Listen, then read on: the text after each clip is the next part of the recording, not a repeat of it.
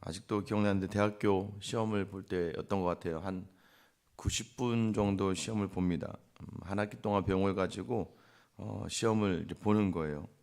사실 이미 공부한 내용이고 천천히 답안지를 적어 가면 되는데 약간 시간이 흐르면 이제 아시죠, 여러분? 공부 안 한 순으로 시험지를 내고 나가는 친구들이 있습니다. 공부를 못한 친구들은 뭐 쓸 게 없으니까 대충 쓰고 한 명 한 명 나가요. 뭐 그때까지는 괜찮습니다. 그런데 이제 그때 한 같은 과에 뭐 한 40명 정도 있는데 한두 세 명 나갈 때까지는 괜찮은데 이제 10명째부터 11명, 12명, 13명 점점점 이제 시험을 보는 친구들보다 나가는 친구들이 많아지는 타이밍이 되기 시작하면 갑자기 초조해지기 시작합니다. 그리고 이제 시간은 아직 충분해요. 시간은 90분이라는 시간이 주어졌기 때문에 천천히 쓰면 돼요. 그런데 옆에서 자꾸 친구들이 나가기 시작하니까 이제 그때부터 마음이 이제 막 떨리기 시작하고 막 급해지기 시작하죠. 또 글씨도 잘 못 쓰는데 글씨까지 빨라지면 이제 교수님이 못 알아볼 정도가 되니까 천천히 마음을 가다듬으려고 노력을 많이 합니다. 마음을 잡고 기억을 해내면서 천천히 써내려가면 좋은 점수를 받을 수 있는 상황이에요. 그런데 많은 사람들이 거기에서 분위기에 휩쓸려서 마음이 요동하며 내가 나가고 싶어지기 시작해요. 여러분, 이 땅을 살면서도 마찬가지입니다. 우리는요, 복음을 충분히 알고 이해한다고 생각하지만 상황이 닥치고 여러 가지 환경이 변화되면 우리는 복음에 집중하기가 굉장히 어렵습니다. 담대하기보다는 그 상황과 환경에 무너진다는 거예요. 많은 성도들을 볼 때 참 안타까운 게 이거예요. 아니, 알고 있는 바대로 본인이 믿는 바대로 그 자리에서 견디고 감당하면 잘 답안지를 적어나가는 그런 시험의 자리와 같은데 자꾸 옆에서 요동하니까 자꾸 친구들이 다 나가니까 남아있는 나의 마음을 잡기가 굉장히 어렵습니다. 이런 복음은 마찬가지. 오늘도 복음으로 살아간다는 것은 우리에게 어떠한 환경과 상황이 다가온다 할지라도 우리를 붙들어 주시는 그 예수 그리스도를 놓치지 않는 거예요. 제가 말씀드렸었죠. 한번 예전에 초반에 이제 이사를 처음 이제 두 번째 정도 할 때였는 것 같은데 이제 이사를 하게 되면 아시는 바와 같이 이제 뭐 저희가 전세를 사니까 이제 지금 우리가 나가야 이제 집에서 이제 짐을 빼고 나가면 빨리 이 집에서 돈을 넣어줘야 들어갈 집에 들어가기 전에 이제 돈을 줘야 들어가는 거죠. 그러니까 이쪽 집에서 돈을 줘야 되는 거예요. 그런데 우리가 짐을 다 싸고 나왔는데도 이쪽 집에서 그 주인이 돈을 안 주는 거예요. 안 주는 게 아니라 이제 뭐 놓친 것 같아. 계속 초조해지죠. 그러니까 은행에서 막 이제 가방을 들고 왜냐면 이제 빨리 이제 이쪽 잔금을 계산해야 되니까 이제 그쪽 부동산에 가서 그런데 그때 막 우왕좌왕 하면서 제가 막 정신이 없는 거예요. 근데 그때 옆에 계신 어떤 아주머니께서 저에게 한마디 하셔서 정신이 바짝 들었습니다. 아이고 아저씨, 이 산만하면 정신 차려요. 그러다 돈 잊어버려. 그러더라고요. 그렇게 정신 우왕좌왕하면 돈 잊어버린다고 정신 바짝 차리라고 순간 정신이 바짝 들더라고요. 어차피 지금 당장 지금 급한 건 아니에요. 사실 시간이 좀 있죠. 그 집에도 내가 얘기하면 충분히 그쪽 집주인도 이해되죠. 왜냐면 옆에서 돈을 자꾸 안 줘서 지금 짐은 다 쌌는데 돈이 안 들어온 건 제 잘못이 아니거든요. 그런데도 불구하고 우리는 상황이 막 내게 닥치면 정신 하나도 못 차려요. 그럴 때 우리가 기억해야 될 자리가 바로 예수 그리스도라는 자리예요. 여러분, 오늘도 여전히 여러분의 삶이 혼동스럽고 당황스럽고 혼란하고 내 뜻대로 되지 않은 자리에 있습니까? 오늘 여러분의 주인 되시는, 여러분을 붙들고 계시는 예수 그리스도를 놓지 않게 되기를 예수님의 이름으로 축원합니다. 오늘 요한에게 그 얘기하는 거예요. 요한계시록을 시작하면서 수많은 계시 이야기들을 나누기 전에 지금 요한에게 주님께서 주시는 말씀이에요. 요한이 먼저 이렇게 자기 자신을 고백합니다. 9절에 보면 요한은 너 형제요 예수의 환난과 나라와 참음에 동참하는 자라. 여러분 우리가 어제도 나누었지만 형제라는 표현은 내가 너의 형제다라는 것은 뭐예요? 지금 요한이 교회를 어떻게 바라보고 있는가? 아델포스라는 이 단어, 이 델포스 자궁이라고 얘기했죠. 자궁에서부터 나오는 한 형제다. 우리는 정말 예수 그리스도의 십자가의 보혈 안에서 하나된 형제다. 여러분, 이 시선을 가져야 참된 성도의 마음을 가질 수 있는 거예요. 내 옆에 있는 성도가 모나고 부족하고 연약하고 그래도 그 성도를 참고, 여러분 사랑장에서 제일 먼저 시작하는 단어가 뭐라고요? 사랑은 언제나 오래 참고, 그리고 마지막이 뭐예요? 사랑은 모든 것을 견디느니라. 사랑이 쭉 15가지 정도 이렇게 많이 깔려 있는데 제일 먼저 오래 참고로 시작해서 마지막에 견디고라고 한단 말이에요. 오래 참음과 견딤이 사랑의 모습이에요. 우리가 성도들을 바라볼 때 이 마음으로 바라봐 주지 않으면 안 돼요. 어제도 이제 남 제자반 종강을 하면서 우리 집사님이 이런 고백을 하시더라고요. 본인이 이 교회, 우리 교회는 어떤 교회냐, 사랑이 있는 교회냐라고 이렇게 나누다 보니까 자기가 처음 왔을 때만 해도 그때 성도가 몇 명 되지 않고 해서 이래저래 말도 많고 어렵고 힘들고 그랬었는데, 시간이 지나면서 보니까 이것을 서로 견뎌내고 이겨내며 이제는 그런 문제들을 눈으로 볼 수 없을 정도로 많은 분들이 성장하고 사랑이 오고 가는 그런 교회다라고 얘기하는 거예요. 왜 그럴까요? 누군가는 오래 참고 누군가는 견뎌야 되기 때문입니다. 오늘 요한이요, 그런 마음을 담아 다른 교회 성도들, 그러니까 다른 성도들에게 이 편지를 나누고 있는 거예요. 근데 요한의 자리는 어떤 자리냐? 예수의 환난과 나라와 참음에 동참한대요. 여러분, 성도는 누구냐? 예수의 환난이 뭐 십자가의 길을 가는 자리들을 마다하지 않는 거예요. 그리고 예수의 나라, 어느 곳에서든지 예수 그리스도의 이름이 나올 수 있는 그 하나님의 나라를 꿈꾸는 사람들이에요. 그리고 예수 그리스도로 말미암아 참음에 동참, 또 나오죠. 참음이라고 이야기하잖아요. 우리 뜻과 다른 모든 자리 견뎌주시고 버텨내 보세요. 여러분 가정도 그 한 사람이 가정을 살리는 거고, 공동체도요, 이런 사람이 공동체를 살리는 거예요. 여러분 그 자리, 요한이 바로 이제 하나님의 나라의 말씀과 예수를 증언한다. 자, 그런데 증언함으로 말미암아 뭐라고 얘기해요? 반모라고 하는 섬에 있었더니, 당시 황제였던 도미티아누스는 악랄했습니다. 여러분 요한계시록을 읽어나갈 때마다 너무 어렵게 보시면 안 돼요. 그냥 상황을 보시면 돼요. 왜 요한계시록을 쓸 수밖에 없었냐? 이제는 로마의 핍박이 제도적으로 예수 믿는 사람 잡아와, 그럼 포상을 내려요. 예전에는 그래도 기독교 저건 우리가 됐어 이건데, 지금은 황제가 이 명령을 내려서 예수 믿는 것들은 다 잡아서 죽여라. 심지어는 짐승의 가죽을 입혀서 사자에 집어넣고, 여러분 톱으로 모든 몸을 켜고 삶의 자리를 너무나도 힘들게, 그러니까 예수 믿어서 그러면 잡아다 바로 죽여도 되는, 오히려 많이 잡아 죽인 사람이 공로를 인정받는 시대가 되어버렸단 말이에요. 그 상황에서 지금 이 요한이 예수를 전하다가 반모섬에 유배가 되는 상황입니다. 여러분 지금 어떤 상황이에요? 세상에 많은 사람들이 예수 믿는 것으로 핍박당하고 환난당하고 목숨을 잃고 고난당하는 상황 속에서 여러분 요한을 하나님께서 가만두지 않아요. 요한도 낙심했을 거 아니에요. 에이, 하나님 주님 언제 오신지 모르겠고 계속해서 교회는 핍박당하고 성도들이 아픔을 볼 때마다 사도로서, 마지막 남은 사도예요. 지금 사도들 다 죽었습니다.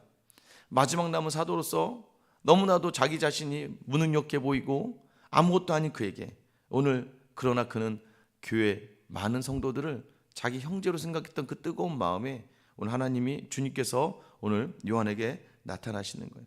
10절에 보세요. 주의 날에 내가 성령에 감동되어 내 뒤에서 나는 나팔소리 같은 큰 음성을 들으니 이르되 내가 보는 것은 두루마에 있어서 에베소, 서머나, 버가모, 도아디라, 사대, 빌라델비아, 라우디게아 등 7교회에 보내라 하시기로. 주의 날이라고 되어 있죠, 여러분. 주의 날. 이 주의 날이 뭐냐면 주일입니다. 이 초대교회 성도들이 예수 그리스도께서 부활하신 이후에 부활하신 날을 중심으로 주의 날로 여기고 드렸어요. 우리가 지금 주일로 보내죠. 우리 주일로 드리는 이유가 뭐예요? 주일, 주의 날, 주님께서 부활하신 날. 그러니까 우리의 율법의 참된 안식은, 구약은 안식일, 토요일로 지냈단 말이에요. 그런데 신약으로부터는 주님의 부활의 날에 더 안식에 초점을 두고 주의 날로 여기며 우리가 주일에 예배를 드리는 겁니다.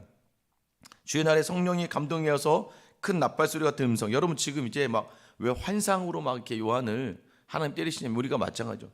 연약하고 힘들 때 확실한 환상과 확실한 음성을 들으면 어때요? 두렵지만 힘이 나죠. 하나님께서 요한에게 환상으로 지금 나타나시는데, 여러분 요한에게 나타나신 이유가 뭐예요? 7교회에 보내는 편지예요. 세상의 교회, 7이라는 숫자는 완전한 숫자. 세상에 하나님의 교회에 보내야. 어떤 말을 보내요? 내가 너에게 보여준 것을 보내라는 거예요. 12절부터 16절은요.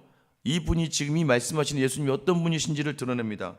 몸을 들이켜 나에게 맞설 음성을 알아보려고 돌이킬 때에 7 금촛대를 보았는데, 여러분 7 금촛대 20절에 보면 바로 해석이 되죠. 20절에 뭐라고 되어 있어요? 7 금촛대는 7 교회니라.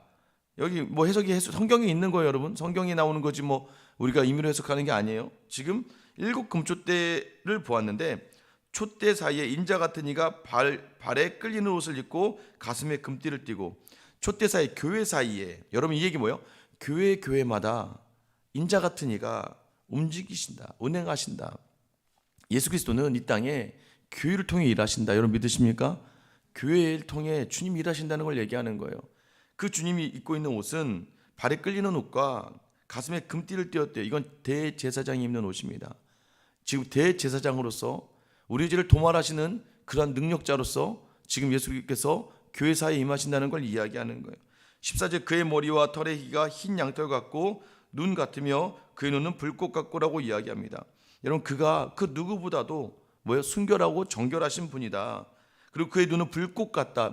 그 눈을 바라볼 때 모르는 게 없는 다 아시는 주님이시다. 15절 그의 발은 풀무불에 단련된 빛난 주석 같고, 이 빛난 주석 같다는 게 그 발이 강하다는 거예요.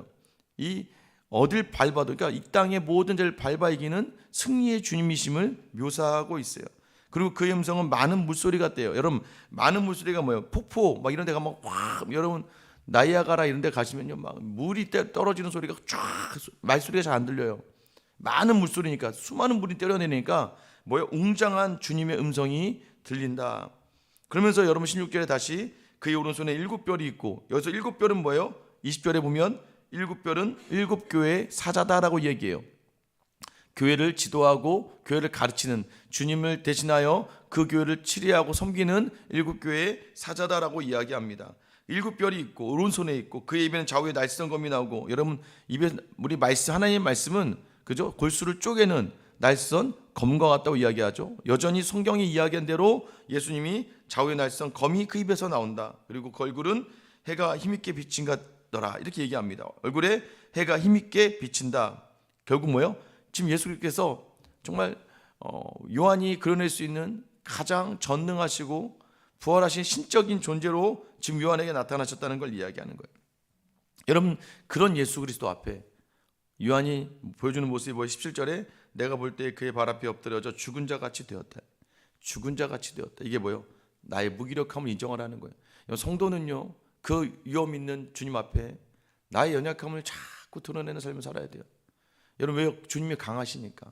주님 앞에 진리와 진실되게 나아가면 여러분 주님께서 우리를 정말 긍휼히 여겨 주신다는 거예요. 그러고 나서 17절 하반절에 그가 오른손을 내게 얹고 이르시되 두려워하지 말라 나는 처음이요 마지막이니.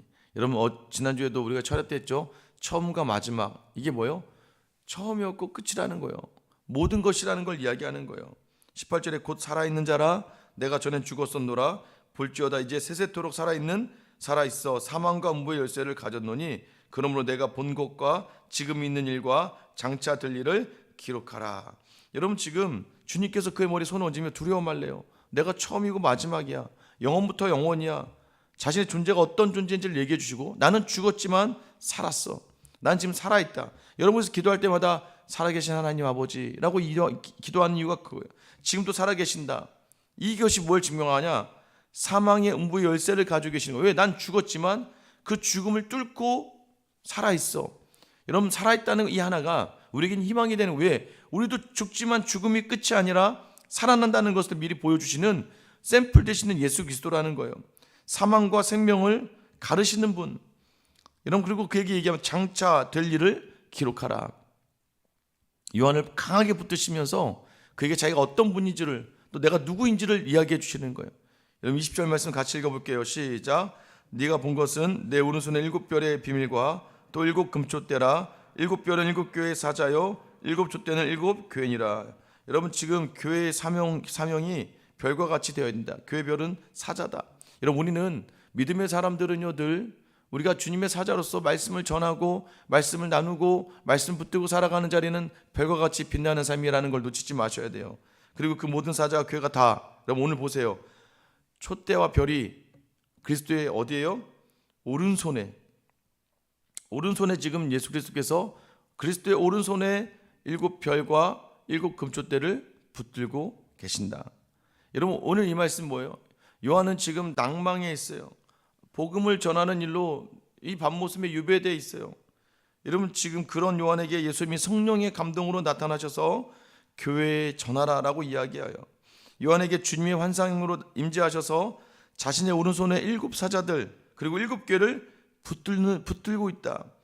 이 교회는 누구 손에 붙들려 있는 거예요? 주님 손에 붙들려 있다. 주의 사자들, 주의 사람들은 누구 손에 붙들려 있어요? 주님 손에 붙들려 있다. 여러분, 우리가 온전히 주님께 붙들려 있는 사람이라는 것을 놓치지 말아야 됩니다. 여러분, 요한의 상황을 이제 다시 돌아보셔야 돼요. 그러니까 성경을 읽을 때는요, 개관이라는 게 중요해요. 배경이 어떤 배경이고 어떤 환경이고 어떤 상황에서 지금 이런 일들이 일어나는지 모르면 전부 다 이상하게 해석을 해가지고는 전부 다 이단으로 빠져버리는 거예요. 여러분, 지금 이 상황 편지를 쓴 여러분, 지금 이걸 가지고 뭐 상징이 어떻고 뭐 이건 지금 뭐 이걸 얘기하는 게 아니라 지금 이 상황을 보라고. 하나님이 왜 요한에게 요한계시록을 주었나 이거예요. 여러분, 요한이 지금 어떤 마음이 90세 넘은 노인이, 여러분 지금 자기보다 다른 사도들은요 젊었을 때에 예수님 십자가에 달려 돌아가신 지 얼마 안 되었을 때에 다른 사도들은요 뜨거운 성령의 불을 읽고 목숨을 걸고 주님을 전하다가 다 순교당했습니다. 거의 다 순교당했어요. 그럼 요한은 오래 살았으니까 좋잖아요. 여러분, 뜨거운 성령의 불이 있는 요한에게도 다른 사도들과 마찬가지로 예수를 전하고 싶은 마음이 막 안에서 올라오죠. 그런데 십자가에서 예수님이 보라 내 어미라, 뭐예요? 자신의 어머니 마리아를 이 요한에게 부탁합니다. 어머니 보소서 아들이니이다.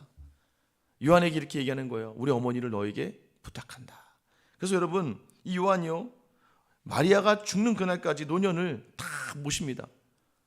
다른 사도들은 예수 그리스도의 사역을 위해서 막 전 세계로 뻗어나가고 막 여기저기 성령의 불이 임하고 막 베드로가 설교할 때마다 막 3,000명에 5,000명이 막 뒤집어지고 막 저들이 막 이 땅 저 땅을 다니면서 복음 전할 때 여러분 그 사나이에 성령의 불길에 뜨거운 이 요한이 어머니를 모시며 야 얼마나 그 삶의 자리가 야 나도 저렇게. 그런데 그는 그리스도의 명령에 끝까지 순종했던, 나중에 노년이 되어서 마리아가 이 땅을 떠나고 나서 거의 노년에 되어서부터 요한이 사역을 시작하자마자 얼마 안 돼서 요한은 밤모섬에 유배됩니다.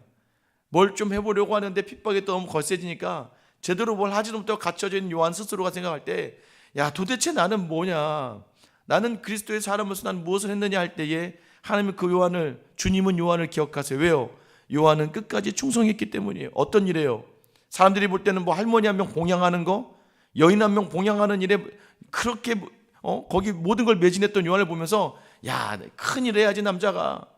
여러분 다른 사도들은 막 뭐 복음을 전하 여기저기 다니는데 여러분 그런데요 이 요한을 주님이 기억하신다는 거예요.